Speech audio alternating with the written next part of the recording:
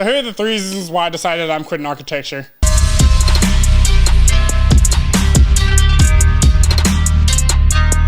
Yo, what's up guys? Welcome to another Rudo channel video. For those of you who may know me, I'm the gaming content creator J2 Rudo, or Rudo for short, and I basically, create gaming content here on the internet for, you guys viewing. And if you enjoyed this video, make sure you let me know down below. But this is gonna be quite a different video from what I normally used to producing in terms of content. This is going to be the video that's going to give an overview as to why I decided that I'm quitting architecture and taking a step back from the field. So I have a master's degree in architecture and I practice architecture for a living. And I decided that towards the end of next week that I'm going to go ahead and take a step back from the career field and look to something somewhere else.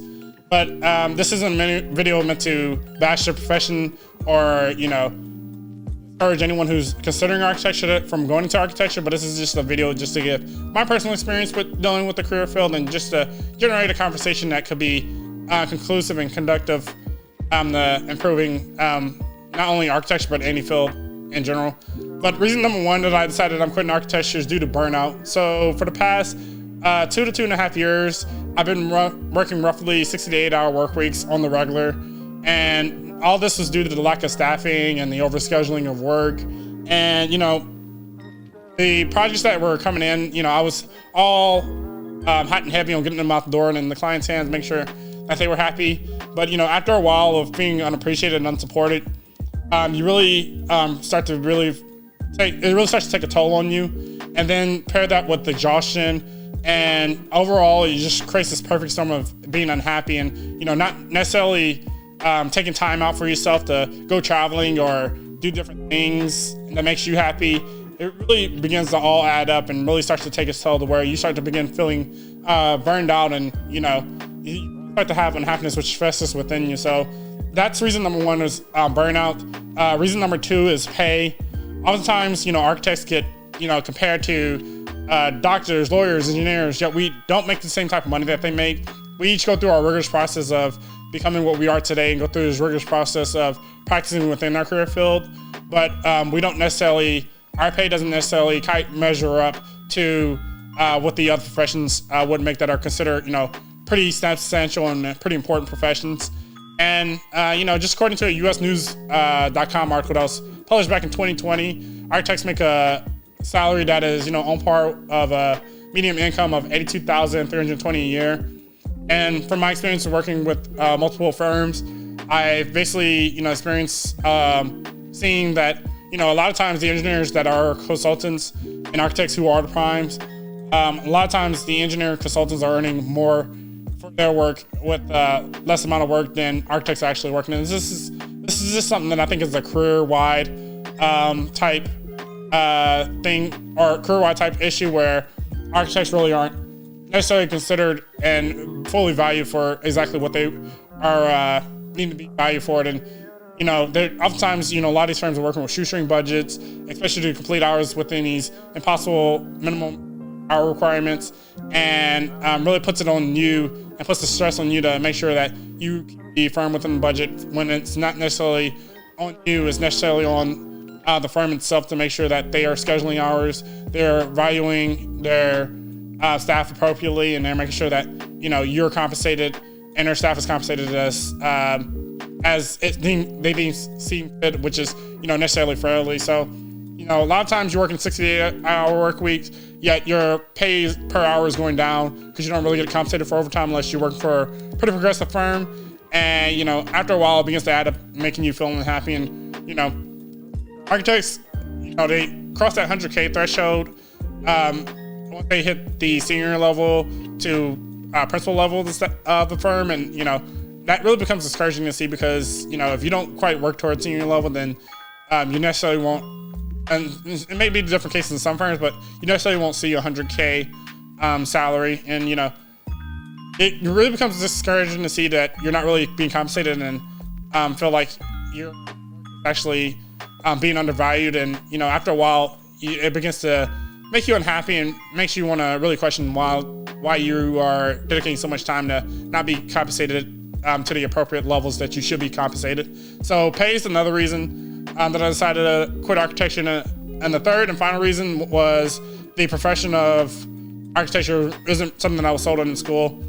So in school, I was sold on this pipe dream that architecture could be something that you basically practice in, and you can state your claim and really represent what you think architecture should be to the general public and your design work. And, overall, I feel like from my experience, this profession isn't really something that I necessarily could do that in. And I kind of was sold on the idea that, I can state how I feel and my values of this profession in my work. And I haven't had a project yet where I feel like my values or my views of architecture hasn't been represented. And if you're lucky to get on these projects, you're either working for a big firm or you're in a certain type of niche. But a lot of these projects that I'm working on is just day in, day out, doing these mundane tasks that I feel like really isn't impacting the lives of people who I want the buildings to impact. And, overall, I just feel like this isn't a field that I could express myself creatively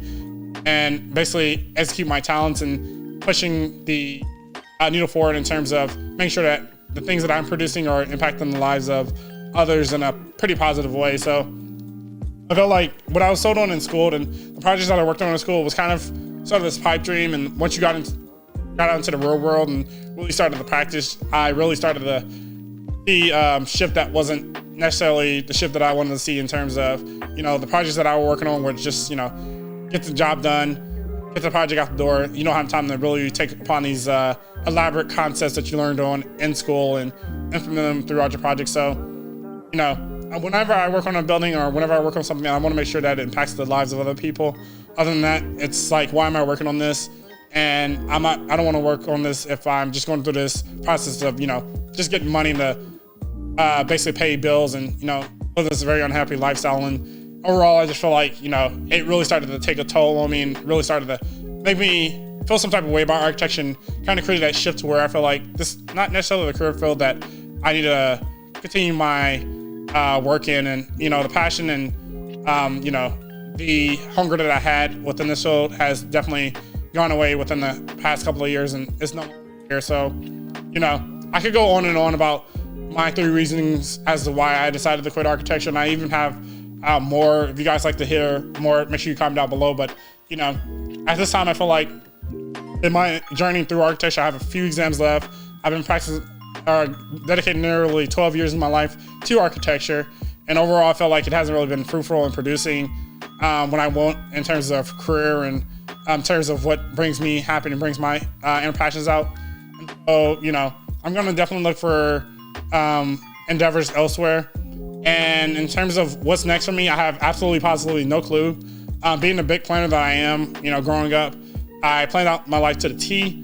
And now that I'm here, and one of the major pillars that was in the plan is kind of come and done, I'm basically left at, I want to leave it kind of open-ended to where I'm going to basically see where my passions take me and where I may go from here. So I'm going to take about 1 to 2 months off of work, life in general, and basically just dedicate that towards my passions and fulfilling personal endeavors, taking voice acting classes, actually living a life that I feel like I could potentially be happy in, and taking care of myself, make sure that I'm mentally and physically well, and not necessarily pouring my time and effort towards something that kind of brings me unhappiness if it doesn't bring me back anything in terms of, feeling at the end of the day that I can execute or make other people's lives better or change the course of other people's lives. So basically that's what I'm doing. I'm not gonna potentially return back to architecture in 1 or 2 months, but if I happen to do return back to architecture, it's gonna be in a very limited capacity, and it's not gonna be a traditional 8 to 5 work life for me anymore. It's not something that I'm gonna strive for anymore. And if it's in a limited capacity, it's gonna be set at my own terms at how I like to practice. And I basically want to create a life that I can feel very happy about. And one of the things that I may consider doing within these next 1 to 2 months is getting a certification in UX design and pursuing that as a career field. So, basically I'm going to see where life takes me. And, UX design, I feel like it's kind of taking the core design values that I learned in architecture and applying to something else, which I feel like isn't necessarily a big career shift. It's just a shift in what I'm actually producing. But yeah, if you enjoyed this video and would like to hear more from me about architecture, make sure you comment down below. And don't forget to hit that subscribe button. We're trying to grow the channel here and get the YouTube channel all up and running, and make sure that this is a continuous thing that I do, which is producing videos for the channel. And if you also enjoyed the video, again, hit that thumbs up button. The likes go a long way in terms of helping the videos find the right place and getting into the right hands of people who are looking for videos like this. And feel free to comment down below some of your experiences in different career fields, or where or not you see yourself practicing architecture, or if you had different experience in architecture, feel free to comment down below. This is meant to be necessarily a video to discuss my experience, but also as a conversational piece, that is a conversation that keeps on going and keeps happening, and potentially will produce to something of a bigger scale than me just sitting here and talking in front of a camera. But yeah, I like to thank you guys for watching the video, and I'll see you guys next time. Peace.